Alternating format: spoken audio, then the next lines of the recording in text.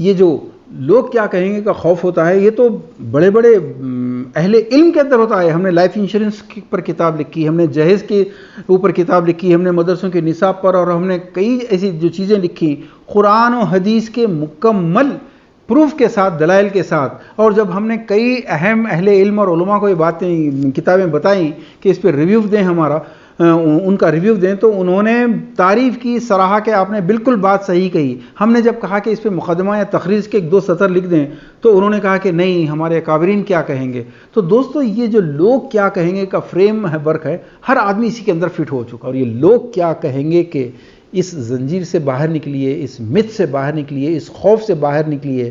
ایک آزادی، ایک نشاط ثانیہ، ایک لیڈرشپ آپ کے قدموں میں آنے کے لیے تیار ہے. وآخر دعوانا ان الحمد للہ رب العالمین.